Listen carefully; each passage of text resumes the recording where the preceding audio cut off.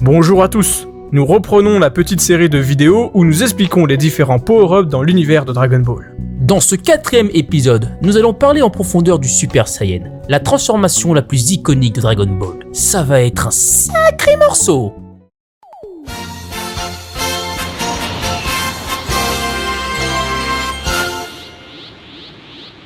Le Super Saiyajin est une combinaison des kanji Sho, les katakana Sa, I, Ya et le kanji Ito. Ici, le kanji Sho se prononce à l'anglaise, donc Super. Nous le savons grâce au manga, où le kanji est accompagné des katakana suivants, Super, indiquant cette prononciation.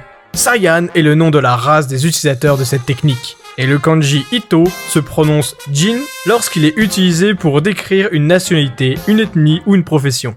Ainsi, on peut traduire Super Saiyajin par le super individu de la race Saiyan, simplifié en Super Saiyan chez nous. Dans les premières versions, le terme super guerrier était utilisé, voire même super guerrier de l'espace. Non seulement il a fait beaucoup de progrès, mais en plus c'est un super guerrier de l'espace. Ça ne nous impressionne pas. Et ça tout simplement parce que le nom Saiyan avait été remplacé par guerrier de l'espace en version française. Il faut que tu saches que tu es né sur la planète Vegeta, et tu appartiens à l'un des peuples les plus puissants qui ait jamais existé, les guerriers de l'espace. Les guerriers de l'espace?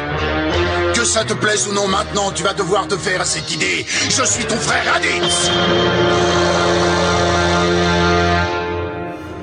Le Super Saiyan, tout comme l'Ozaru, est une transformation propre au Saiyan, mais elle ne sera débloquée que par les membres les plus puissants de cette race. Dans l'anime, le grognement de l'Ozaru peut également être entendu lors de la première transformation de Sangoku. Une fois la transformation enclenchée, le Saiyan obtient des cheveux dorés hérissés et des yeux bleu-vert. Chez la famille de Sangoku, le contour des yeux est complet après la transformation, alors que sous leur forme normale, il y a un trou dans le contour de leurs yeux. Cela leur permet d'avoir un regard plus dur, plus viril. Les sourcils deviennent également jaunes, ce qui laisse penser que toute la pilosité du Saiyan est affectée. On peut également noter une légère augmentation de la masse musculaire, qui est mieux définie. Leur aura change de forme, ressemble à des flammes et devient jaune dans l'anime, ou blanche dans le manga. Cette aura éclaircit le Saiyan, rendant sa peau et ses vêtements plus clairs, même quand l'aura n'est plus visible. Dans l'anime, le son qu'émet l'aura du Super Saiyan se base sur le battement de cœur d'un bébé entendu à travers une échographie quand ce dernier est encore dans le ventre de sa mère.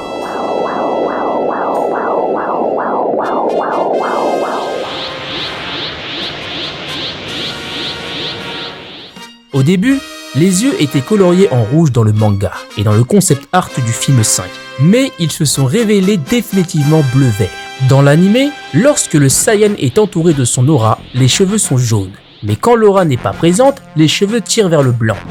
Cette différence n'a malheureusement pas été conservée dans Dragon Ball Super, ce qui est totalement impardonnable. Cette transformation consomme énormément d'énergie et met le Saiyan sous une tension de nervosité. Elle a un effet sur la personnalité du Saiyan, le rendant plus froid et plus violent. Lorsque Son Goku se transforme pour la première fois, une colère intense le pousse à devenir un guerrier vengeur, prêt à tout pour vaincre Freezer, au péril de sa vie. À ce moment-là, il parlait d'une manière très violente, avec des expressions agressives, ce qui contrastait avec sa naturelle bienveillance. Vegeta révèle son côté impitoyable qui est renforcé lorsqu'il atteint cet état. J'en veux pour preuve son combat contre C-19. Dans Dragon Ball Super, Broly sous cette forme devient encore plus incontrôlable, ne faisant aucune distinction entre ennemis et alliés. Comme beaucoup le savent, les cheveux du Saiyan deviennent blonds pour soulager l'assistant qui devait ancrer systématiquement la volumineuse chevelure de Goku. Avant sa première apparition dans le manga, le Super Saiyan était une légende. Elle racontait qu'un Super Saiyan apparaît une fois tous les 1000 ans. Ce Super Saiyan posséderait une puissance dépassant de très loin celle de tous les autres Saiyans. Bien que nous ne sachions pas pourquoi cette légende indique qu'il doit apparaître tous les 1000 ans, le premier Super Saiyan a réellement existé. Le Super Saiyan en question s'appelait Yamoshi et est apparu à une époque où la planète Plante n'avait pas encore été conquise par les Saiyans. C'était un Saiyan au cœur pur, accompagné par 5 autres Saiyans au cœur pur, qui se sont rébellés contre les autres Saiyans maléfiques. Ils furent un jour encerclés et acculés, et c'est à ce moment que Yamoshi s'est transformé en Super Saiyan pour la première fois, devenant ainsi le premier Saiyan à obtenir cette transformation. Malgré cette transformation, Yamoshi et les siens furent tout de même vaincus, surpassés en nombre par leurs adversaires. C'est ainsi que les mauvais Saiyans remportèrent la victoire, et que naquit la légende du Super Saiyan. Cette légende était connue par de nombreux peuples comme l'armée de Freezer et les Namek. Bien que connu comme une simple légende, Frieza craignait que les Saiyans le dépassent en nombre et en puissance.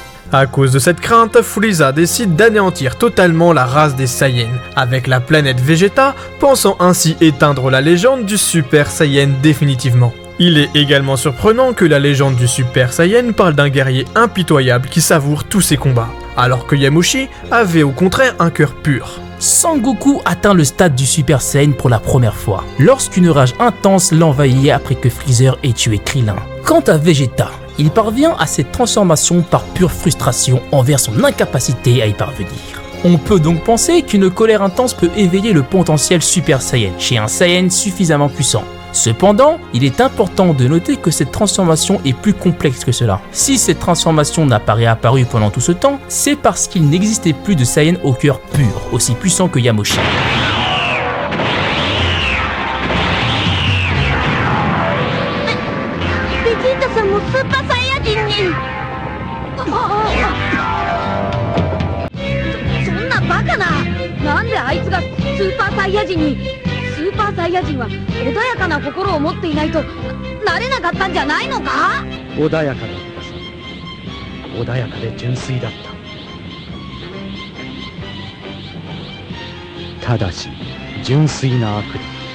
De plus, il a été récemment révélé l'existence des cellules S. L'auteur, dans Dragon Ball S, Saiyan Super Saikyo Comics, explique que pour devenir un Super Saiyan, un Saiyan doit initialement posséder une quantité de cellules S dans son corps. Lorsque ces cellules S atteignent un certain nombre, un déclencheur tel que la colère provoque une augmentation significative de leur nombre, déclenchant ainsi une transformation dans le corps, celle du Super Saiyan. Pour accéder au stade de Super Saiyan, plusieurs éléments sont donc nécessaires. Un certain nombre de cellules S, une certaine puissance de combat et un cœur pur.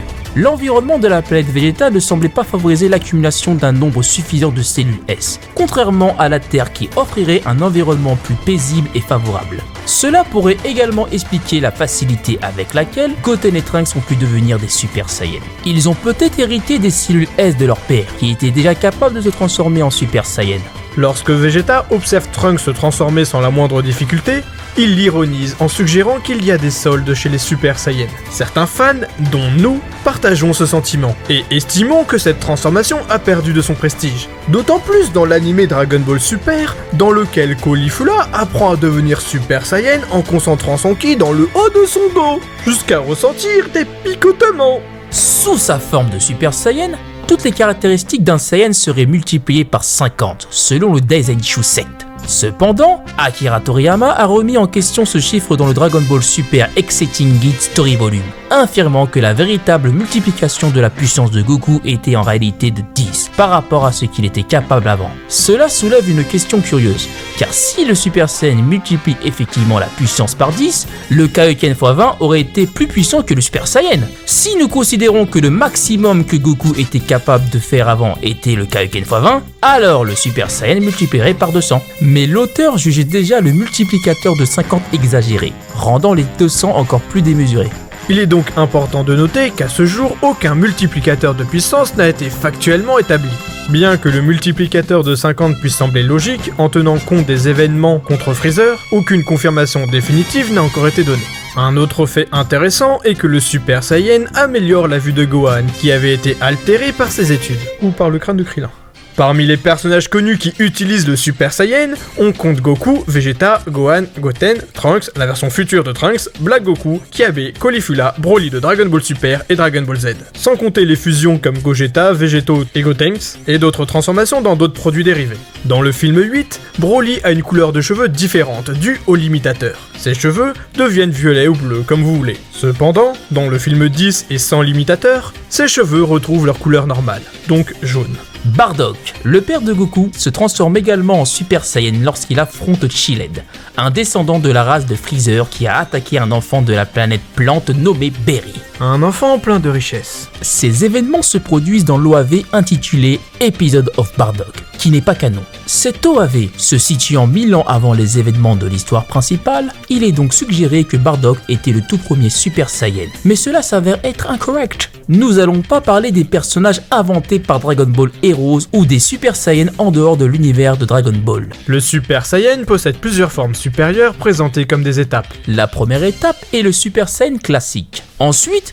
nous avons le Super Saiyajin Dai Ni Dankai, la deuxième étape du Super Saiyan, utilisée par Vegeta contre Cell le sournois.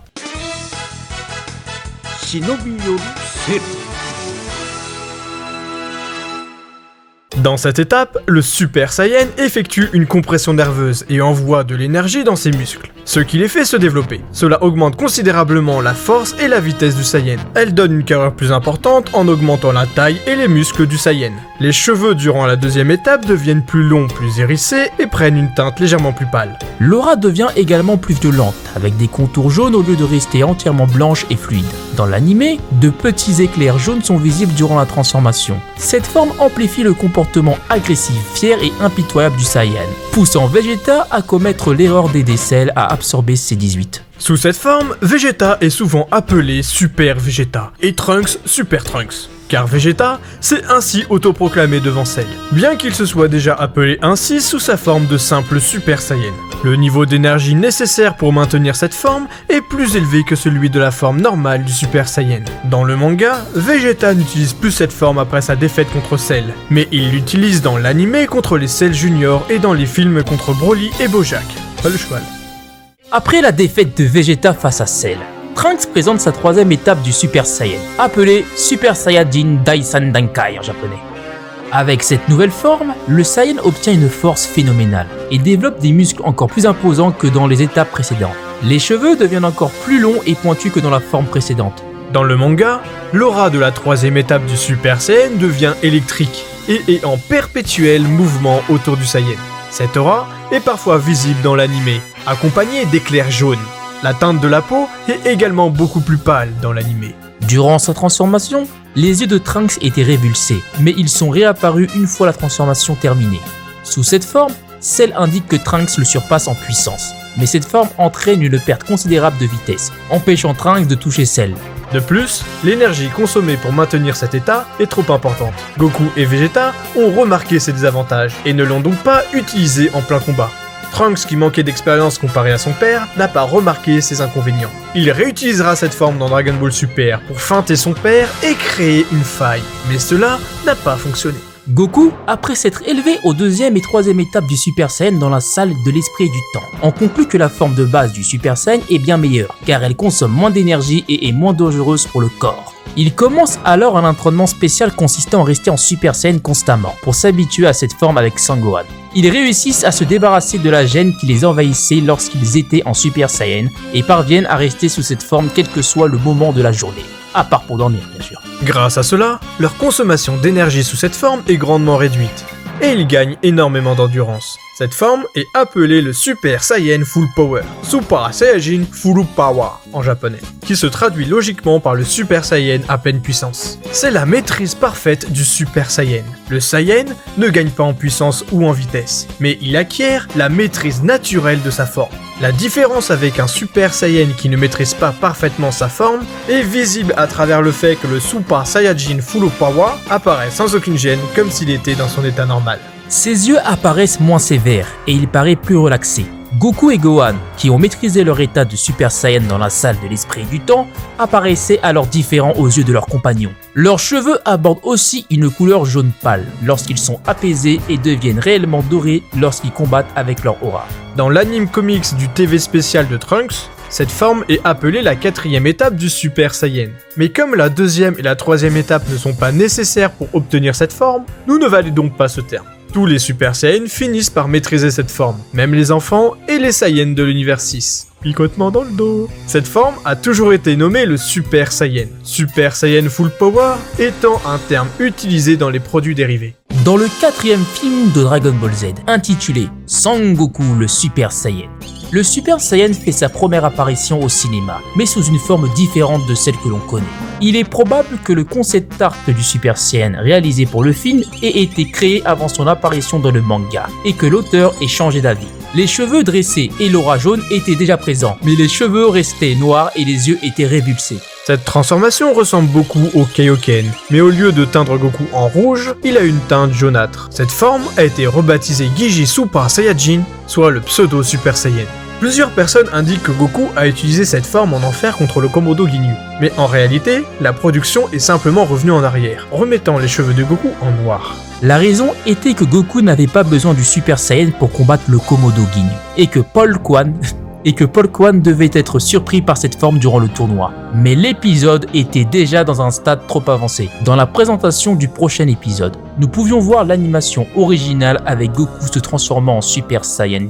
Dans le 7e film de Dragon Ball Z, intitulé La bataille de l'extrême, les 3 grands Super Saiyans, Goku absorbe littéralement toute l'énergie du Genkidama dans son corps, ce qui lui permet d'exterminer Super C13. Selon Krillin, Goku ne devrait pourtant pas exécuter le Genkidama sous cette forme de Super Saiyan, car le Super Saiyan possède une nature maléfique qui souillerait le cœur. Sous cette forme, Goku est tout sauf pur. Il incarne la version la plus colérique de Goku que l'on connaisse. Dans le manga, Goku peut se transformer en Super Saiyan une fois que le Super Genkidama est lancé. Cependant, il n'est pas certain qu'il aurait pu se transformer durant l'exécution de la technique grâce au Super Saiyan Full Power. La question se pose également dans Dragon Ball Super, où il revient sous sa forme normale pour réaliser le Genkidama et se transforme après en Super Saiyan Blue pour le repousser. Un autre gros power-up du Super Saiyan est Goku qui utilise l'énergie de Piccolo, Gohan, Trunks et Vegeta dans le 8e film de Dragon Ball Z. Brûle, combat ardent, combat sanglant, super combat décisif. Sous cette forme, il parvient à one-shot Broly, ce qui est très impressionnant. Goku a également fusionné les formes de l'Ozaru et du Super Saiyan dans Dragon Ball GT. Pour atteindre cette forme, il faut être capable de se transformer en Ozaru et avoir également atteint le stade de Super Saiyan. Dans cette forme, la fourrure du Saiyan se hérisse et prend une teinte dorée, rappelant les cheveux hérissés du Super Saiyan. Baby, qui avait pris possession du corps de Vegeta, a également pu atteindre cette forme grâce à une machine inventée par Bulma qui reproduisait les ondes brutes. Sous cette forme, Baby Vegeta conserva sa veste, ses protège-poignets et ses bottes. Vegeta atteint également cette forme dans le dernier arc de Dragon Ball GT. Souvent appelé Ozaru Super Saiyan ou Golden Ozaru, cette forme est plus puissante que le Super Saiyan 3, comme en témoigne la défaite de Baby Vegeta qui avait pourtant battu Goku Super Saiyan 3 à 2 reprises. Il est donc logique de penser que cette transformation combine les multiplicateurs de puissance du Super Saiyan et de l'Ozaru. Sous cette forme, Goku ne tire plus de rayons d'énergie par la bouche, mais semble plutôt cracher du feu. On peut brièvement apercevoir cette forme lorsque Vegeta raconte l'histoire du Super Saiyan légendaire, mais cela n'est peut-être qu'une coïncidence. Dans un épisode hors série de Dragon Ball Z, Goku a également fusionné les pouvoirs du Super Saiyan et du Kaioken lors de son combat contre Pikwon. Cependant, cette combinaison n'a jamais été utilisée dans la série principale, mais apparaît dans Dragon Ball Heroes. Dans cette fusion, l'aura rouge du Kaioken remplace complètement celle du Super Saiyan, donnant à Goku une teinte entièrement rouge. Plus tard dans l'anime de Dragon Ball Super, il est mentionné que l'utilisation simultanée du Kaioken avec le Super Saiyan est extrêmement difficile, voire mortelle. Cela est dû aux troubles émotionnels intenses provoqués par la transformation en Super Saiyan, qui rend difficile le contrôle précis du ki nécessaire pour survivre à cette technique. Il est possible que Goku ait pu utiliser cette combinaison temporairement dans l'autre monde, car il était déjà décédé et possédait une énergie infinie et un corps non mortel. Sur ce, la vidéo est maintenant terminée, et nous espérons qu'elle vous aura plu. Pour voir la suite, abonnez-vous et activez la cloche des notifications. Comme vous l'avez remarqué, nous n'avons pas parlé de la forme légendaire de Broly dans cette vidéo. C'est donc bien sûr dans la prochaine vidéo qu'on en parlera. Sur ce, on vous dit à la prochaine. Salut! D'ailleurs, c'est qui ton Super Saiyan préféré? On parle bien évidemment du Super Saiyan 1. Je dirais Sangoku Super Saiyan 1 contre Freezer. Et toi? Ah, je suis assez d'accord, sinon j'aurais peut-être mis Vegeta C19. J'aime beaucoup Miran Trunks contre Mecha Freezer aussi. Il est stylé. Ah, Gohan avec la cape est pas mal non plus. Et vous, pour ceux qui sont restés jusque-là, qui est votre Super Saiyan préféré?